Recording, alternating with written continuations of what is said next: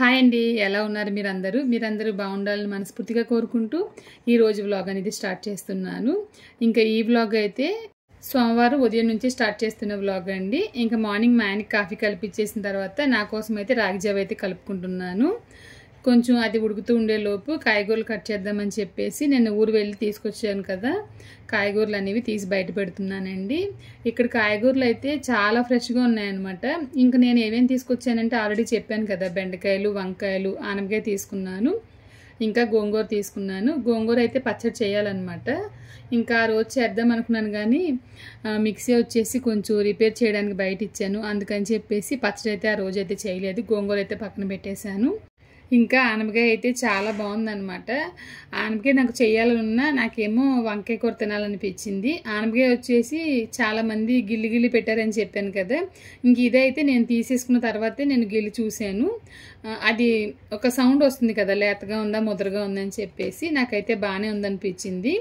ఇంకా ఆనపకాయ కూడా చేయలేదన్నమాట, బయట పెట్టేసి ఇంకా గుత్తి వంకాయ చేద్దామని చెప్పి నిర్ణయించుకున్నాను. ఇంకా కూరగాయలు అయితే ఉన్నాయి చూడండి, చాలా ఫ్రెష్గా ఉన్నాయన్నమాట. నాకు చాలా ఇష్టం. ఊరు వెళ్ళినప్పుడు మా తమ్ముడు తీసుకొస్తాడు మార్కెట్లోంచి కాయగూరలు. ఎంత ఫ్రెష్గా ఉంటాయంటే రేట్ కూడా చాలా తక్కువగా ఉంటాయి. కానీ ఇక్కడ సిటీస్లో ఏంటంటే ఎక్కువగా కలర్ వేసేయడు. ముఖ్యంగా టమాటోలు అయితే చూడడానికి రెడ్ కలర్లో ఉంటాయా, కట్ చేస్తే రాయిల్లా ఉంటాయన్నమాట. ఇదే నేను ఆన్లైన్లో టమాటోలు బుక్ చేస్తున్నప్పుడు బాగుంటున్నాయి అవి అయితేను. ఇక నుంచి టమాటోలు ఆన్లైన్లోనే బుక్ చేయాలని చెప్పేసి అయితే నేను అనుకున్నాను. మొన్న జెప్టోలో అయితే టమాటోలు బుక్ చేశాను అనమాట. చాలా బాగున్నాయి, మందులంతా ఏమి వేయకుండా చాలా ఫ్రెష్గా ఉన్నట్లు ఉన్నాయన్నమాట. అంటే ప్రమోషన్ వీడియో కాదు, మేము చాలా మట్టికి మేము జెప్టోలోను కొనుక్కుంటాం అనమాట. రీజనబుల్గా ఉంటాయి ప్రైజెస్ కూడా, అందుకని చెప్పేసి. ఇంకా వంకాయలు అయితే గుత్తి వంకాయకి ఏ వంకాయ అయితే బాగుంటుంది అని చెప్పేసి కొన్ని కాయలు అయితే ఏరి ఒక గిన్నెలో అయితే వేస్తున్నాను.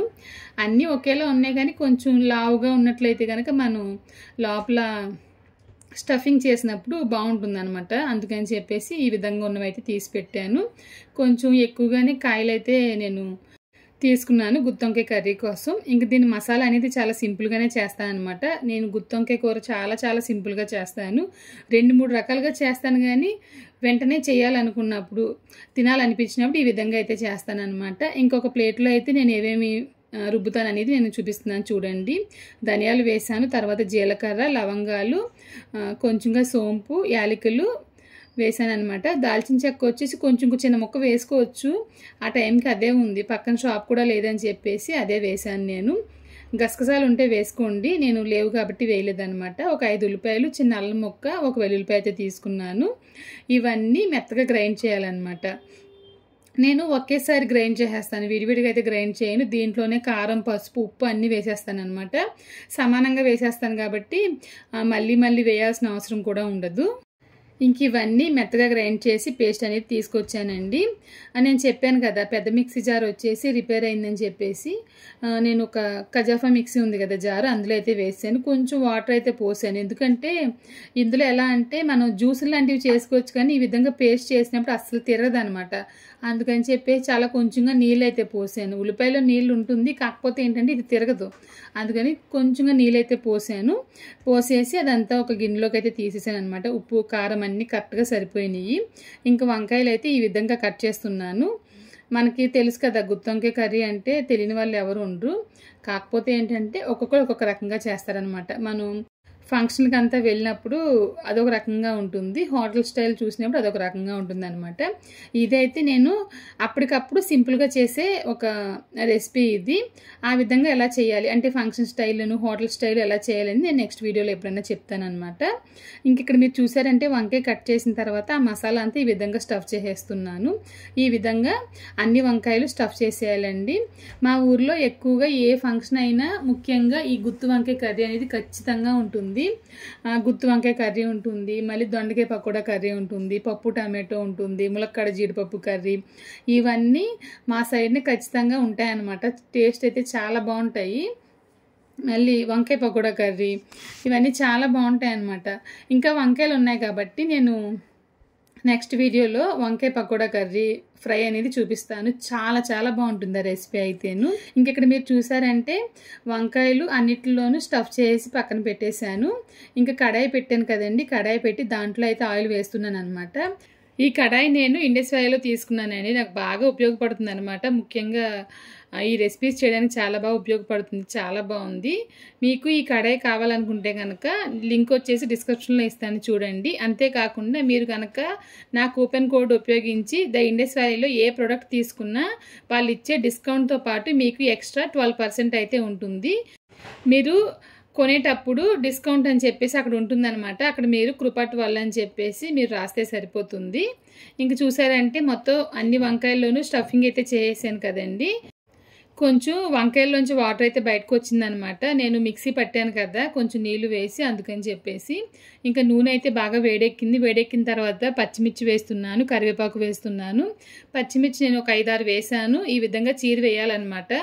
వేసి అవి బాగా వేగిన తర్వాత ముందుగా స్టఫ్ చేసి ఉంచిన వంకాయలు అయితే ఒక్కొక్కటిగా పెడుతున్నానండి. ప్లేస్ సరిపోలేదు, కాకపోయినా అడ్జస్ట్ చేసి అయితే పెట్టేశాను. కొంచెం పెద్ద కడాయి తీసుకుంటే కనుక ఎక్కువగా వేసినప్పుడు సరిపోతుంది అనమాట. చాలామంది ఏంటంటే వంకాయలు ముందు ఫ్రై చేసేసి తీసేసి తర్వాత మసాలా అంతా వేపేసి వంకాయలు వేస్తారు. మన ఇష్టం అనమాట, ఎలా అయినా చేసుకోవచ్చు. నాకైతే ఈ విధంగా చేయడం ఇష్టం, అందుకని చెప్పేసి నేనైతే ఈ విధంగా చేస్తాను. చాలా ఈజీగా చేసేయచ్చు అనమాట. అప్పటికప్పుడు మనం తినాలనుకున్నప్పుడు ఈ విధంగా చేసేయచ్చు. ఇంకా స్టఫింగ్ కోసం నేను నువ్వులు లాంటివి ఏమి ఉపయోగించలేదు. నువ్వులు, వేరుశనక్కాయలు అవన్నీ కూడా వేసుకోవచ్చు. నేను ఇందాకే చెప్పినట్లు నెక్స్ట్ వీడియోలో అది ఎలా అని చెప్తానండి. అన్నీ పెట్టిన తర్వాత మూత పెట్టి తక్కువ మంటలో ఒక 3 నుంచి 4 నిమిషాలు అలా వదిలేసాను. వంకాయలు అయితే చాలా వరకు బాగా మగ్గినాయి అనమాట. ఇప్పుడు వీటిని రెండొక వైపుకి తిప్పుతున్నాను అనమాట. ఈ విధంగా తిప్పినప్పుడు ఏంటంటే కింద వైపు కూడా పచ్చిదనం ఉంటే కనుక పోతుంది. అందుకని చెప్పి మొత్తం వంకాయలన్నీ ఈ విధంగా తిప్పేయాలి. ఇలా చేసినప్పుడు ఏంటంటే వంకాయ చాలా పర్ఫెక్ట్గా ఉడుకుతుంది అనమాట. పచ్చిదనం అనేది ఎక్కడా ఉండదు. అంతేకాకుండా ఈ విధంగా స్టఫ్ చేసి మనం పెట్టినప్పుడు వంకాయలో టేస్ట్ అనేది ఇంకా పెరుగుతుంది. చాలా బాగుంటుంది. మూత పెట్టి మళ్ళీ ఇంకొక 2 నుంచి 3 నిమిషాలు అలా వదిలేసానండి. వంకాయలన్నీ బాగా మెత్తగా ఉడికాయి అనమాట. ఇలా ఉంటే సరిపోతుంది. కొంచెం లావు వంకాయలు, నల్ల వంకాయలు లాంటివి తీసుకుంటాం కదా, అవి అయితే కాస్త టైం అయితే ఎక్కువ పడుతుంది అనమాట. అవి వంకాయలు గట్టిగా ఉన్నట్లు ఉంటాయి, ఇవి బాగా లేతగా ఉన్నట్లు ఉంటాయి కాబట్టి ఇవి త్వరగానే అయిపోతుంది. మిగిలిన మసాలా పేస్ట్ అంతా ఇందులో వేసేసాను. మిక్సీ జార్లో కొంచెంగా వాటర్ వేసి ఆ మసాలా కూడా ఇందులో వేసేసి ఒకసారి బాగా అయితే కలుపుతున్నాను. చూసి కలపాలి, లేదంటే కనుక వంకాయ ముక్కలు విరిగిపోయే అవకాశం ఉంటుందన్నమాట. కలిపేసి మూత పెట్టేశాను. ఇంకా దీంట్లో మసాలా పొడులు ఏమీ వేయాల్సిన అవసరం లేదు. ఇంకా ఒక పక్కన అయితే చారు తయారు చేస్తున్నాను. ఆల్రెడీ మన ఛానల్లో చారు రెసిపీ చాలాసార్లు పోస్ట్ చేశాను. ఇంకా వంకాయ ఇగురు అయితే నెమ్మదిగా ఉడుకుతుందండి. మనం కలపాల్సిన అవసరం లేదు, అలా వదిలేస్తే చాలు నెమ్మదిగా ఉడుకుతూ ఉంటుంది. నేను వేసిన మసాలాలు అయితే కరెక్ట్గా సరిపోతాయి. ఒకవేళ మీకు మసాలా సరిపోదంటే కనుక మీరు రుబ్బేటప్పుడే కొంచెం పెంచుకుని వేసుకోండి. ఈ వంకాయ కర్రీకి చారు చాలా బాగుంటుంది, మజ్జిగ పులుసు బాగుంటుంది, పప్పు టమాటో బాగుంటుంది. నేనైతే చారు పెట్టాను అనమాట. ఇంక ఇక్కడ చూసారంటే చాలా చక్కగా మనకి ఈ వంకాయ అంటే గుత్తి వంకాయ కర్రీ అయితే నా స్టైల్లో తయారైపోయింది. నా స్టైల్లో ఒకసారి మీరు చేసి చూడండి. ఒకవేళ మీలో ఎవరైనా ఇలాగే చేస్తామక్క మేము కూడా అంటే కనుక మర్చిపోకుండా నాకు కామెంట్లో అయితే చెప్పండి. వంకాయ విరిగిపోతుందనే ఆలోచనే ఉండాల్సిన అవసరం లేదండి. చాలా పర్ఫెక్ట్గా అయితే వంకాయ ఉడికిపోయింది. నేను తీసి చూపిద్దాం అనుకుంటున్నాను కానీ వేడి చాలా ఎక్కువగా ఉండడం వలన చూపించలేకపోయాను అనమాట. ఎలాగైతే ప్రయత్నించి వంకాయ అయితే చూపిస్తున్నాను. మనం కలిపాం కాబట్టి ఒకవేళ వంకాయ విడిపోయిందా అని చెప్పేసి డౌట్ ఉంటుంది కదా, అలా అయితే ఏమీ లేదనమాట. చాలా పర్ఫెక్ట్గా ప్రతి వంకాయ ఉడికింది. మసాలా వచ్చేసి పచ్చివాసన లేకుండా బాగా ఉడికిందనమాట. అంతేకాకుండా ప్రతి వంకాయలో మసాలా అలాగే ఉంది, బయటికి రాకుండా.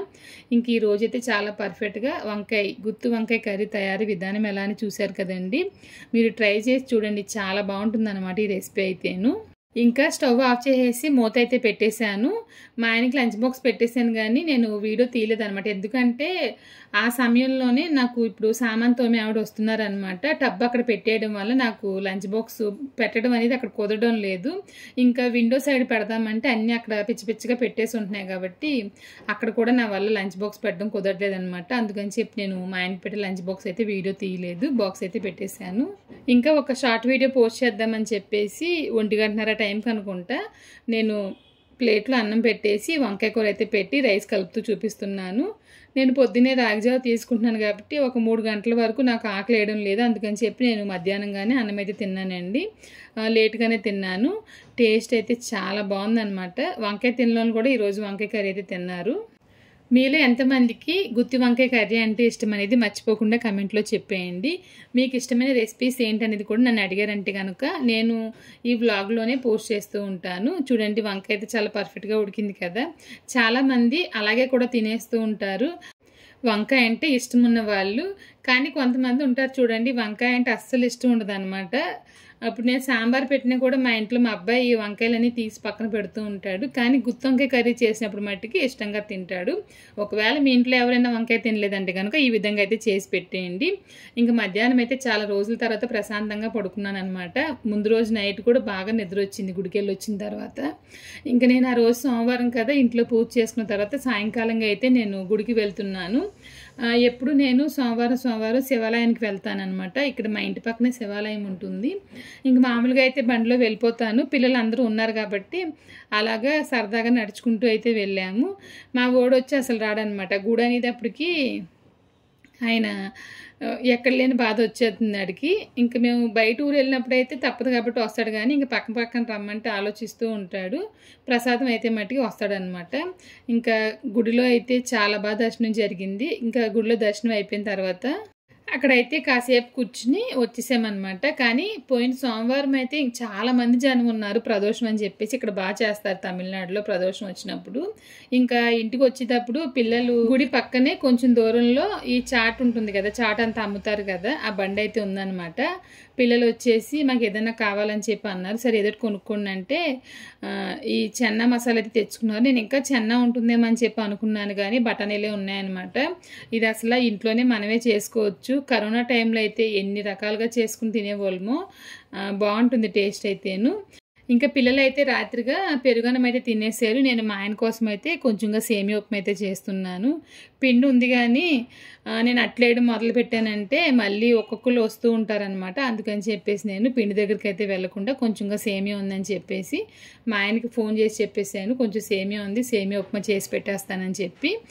నేనైతే అన్నం తినేసాను. ఒక 8:30 టైంకి అన్నం తినేసాను, వంకాయ కూర కొంచెం ఉంటాను. ఇంక మా ఆయన వచ్చి రాత్రులు ఎప్పుడు అన్నం తినరు అనమాట. ఎప్పుడు టిఫిన్, ఏదో ఒక టిఫిన్ అయితే వేసేస్తాను. ఇంకా ఈ అట్ల పని లాంటివి పెట్టుకున్నామంటే కనుక ఇంకా పిల్లలు నన్ను వంటగదిలో నుంచేసి 2 గంటల సేపు అక్కడే నన్ను ఇంకా నుంచోబెట్టేస్తారనమాట. ఇంకా అందుకని చెప్పి నేను అట్ల పని వదిలేసి నేను ముందే చెప్పినట్లు ఉప్మా అయితే చేసేసాను. నిన్న గుడికి వెళ్ళాం కదా, గుడికి వెళ్ళినప్పుడు అక్కడ మామిడికాయలు కేజీ 80 రూపాయలు అన్నదని చెప్పేసి ఒక 4 కేజీలు అయితే తీసుకొచ్చామన్నమాట. కేజీకి కాదు 4 కేజీలకి ఎన్నో కాయలు అయితే వచ్చినాయి. తెచ్చుకున్న వెంటనే ఎవరికి వాళ్ళు తనితనిగా తీసేసుకున్నారు అనమాట. కొంతమంది ఏమో స్టిక్కర్ అంటించుకున్నారు. సిద్ధిత స్టిక్కర్ అంటించుకుంది. అయ్యో స్టిక్కర్ ఊడిపోయింది, మరి తెరదవదాను.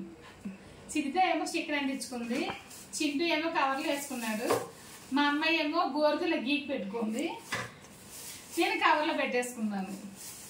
టేస్ట్ అయితే చాలా బాగుంది. రాత్రి ఒక 2 కాయలు అయితే కట్ చేసి చూసాము. టేస్ట్ అయితే చాలా బాగుంది అనమాట. మీలో ఎంతమంది మామిడికాయలు ఇష్టమైంది మర్చిపోకుండా కమెంట్లో చెప్పండి. కాకపోతే ఏంటంటే ఎండకి కట్ చేసిన తర్వాత లోపల చాలా వేడిగా ఉంటుంది.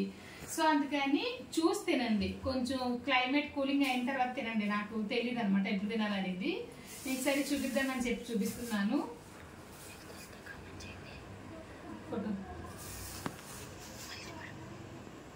వీడియో తీస్తున్నంతసేపు మామిడికాయల మీద దృష్టి ఉందన్నమాట.